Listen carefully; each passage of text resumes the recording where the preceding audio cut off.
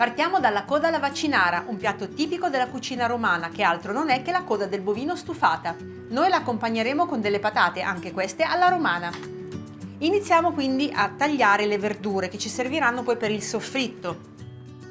Cominciamo con le carote che sbucciamo. Elimino le estremità. Prima ottengo delle fettine, poi delle listarelle e infine i cubetti.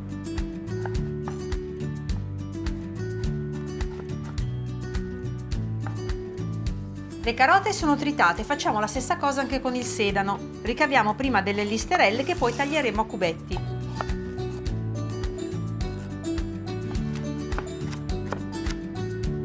La storia della coda alla vaccinara sembra essere molto antica.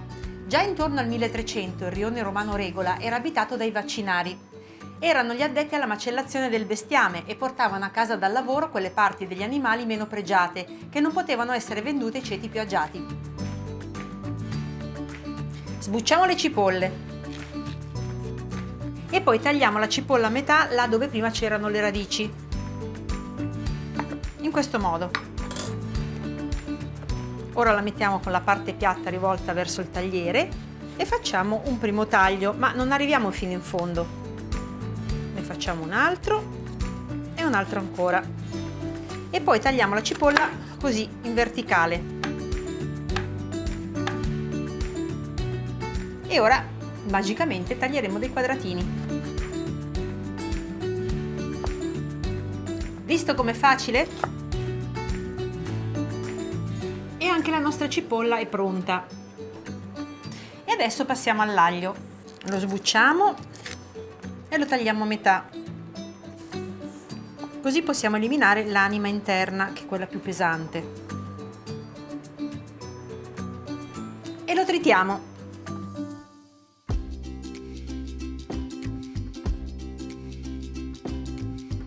Adesso è il turno del prezzemolo. Eliminiamo i gambi, che però non buttiamo, li teniamo da parte magari in congelatore per un buon brodo, e tritiamo invece le foglie.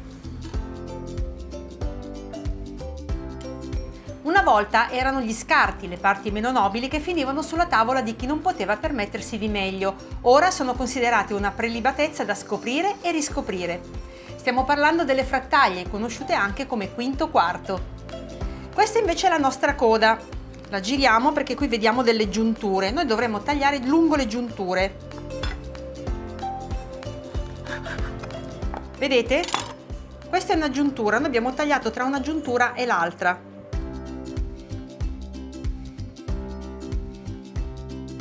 Basta anche toccare con il dito. Qui c'è questo puntino bianco e subito dopo sentirete un altro piccolo puntino.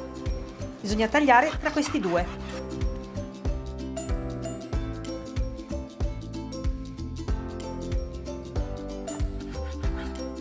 Non è così difficile.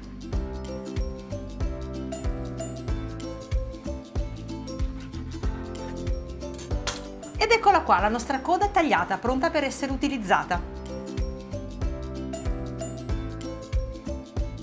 Sono molte le varianti della coda alla vaccinara. La ricetta originale però prevede 3 ingredienti principali: il sedano, la salsa di pomodoro e il cacao amaro. Ora in un tegame bello capiente metto dell'olio extravergine di oliva perché dovremo fare rosolare la nostra coda. Lo faccio scaldare un pochino e ci metto la coda.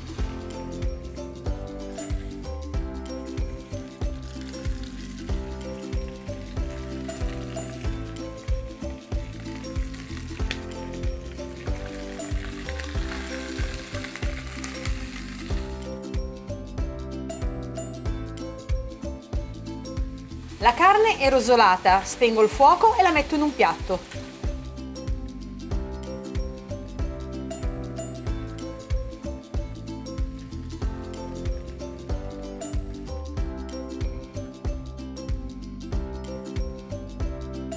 Ora che l'olio è diventato tiepido, aggiungo sedano, carota, cipolla e aglio tritati.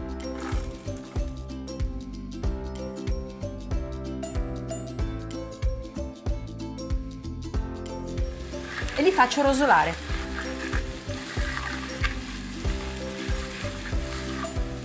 Ed è il momento di unire il lardo a cubetti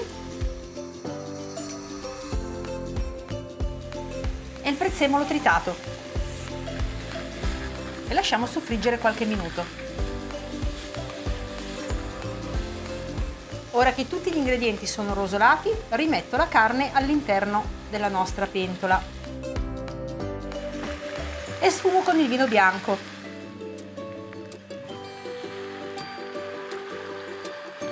E lo lascio completamente evaporare.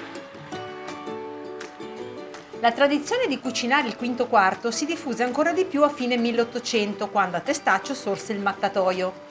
E l'invenzione della coda alla vaccinara, così come la conosciamo oggi, viene attribuita all'osteria Checchino dal 1887. Sembra che Sora Ferminia, figlia dei fondatori del locale, abbia introdotto nella ricetta il cacao amaro, ingrediente inizialmente tenuto segreto e solo molto tempo dopo svelato ai clienti. Ora è il momento di salare e pepare.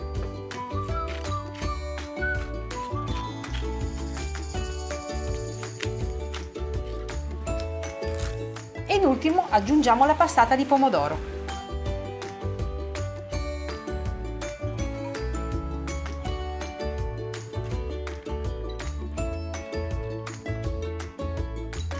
Perfetto, ora mettiamo il coperchio, abbassiamo il fuoco e lasciamo cuocere per almeno 4 ore. Naturalmente di tanto in tanto, ogni mezz'ora, bisogna aprire il coperchio, dare una mescolata ed eventualmente aggiungere un po' di acqua calda se necessario. Nel frattempo che la nostra coda alla vaccinara cuoce, noi prepariamo un gustosissimo contorno, sempre romano, le patate alla romana. Quindi prendiamo delle patate, le peliamo e le tagliamo a fettine. E cominciamo a pelare le nostre patate.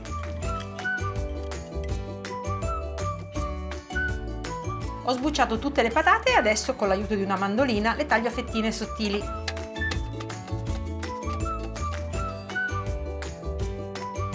Cominciamo quindi a preparare la nostra teglia di patate alla romana. Mettiamo un goccio d'olio nella pirofila, lo spargiamo per bene, anche sui lati. Poi cospargiamo il fondo della pirofila con un po' di pecorino grattugiato. E disponiamo nella pirofila 1/3 delle patate tagliate a fettine. Dopo il primo strato di patate saliamo, pepiamo e mettiamo ancora del pecorino grattugiato.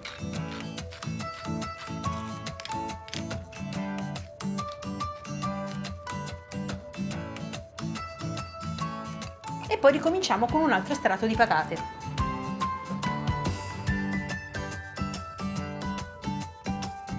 E procedo sempre con sale, pepe e pecorino.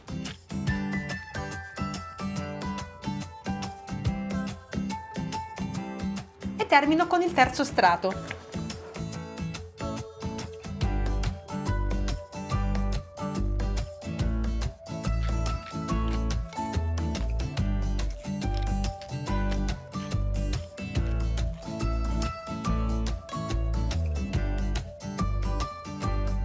Aggiungiamo anche un pizzico di noce moscata e infine del latte.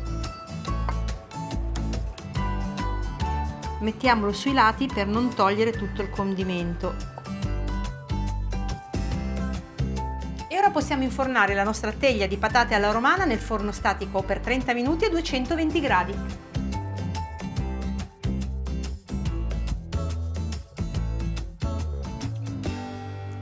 Ed ecco, la nostra coda alla vaccinara trascorse 4 ore di cottura. Il tocco finale è l'aggiunta del cacao amaro in polvere.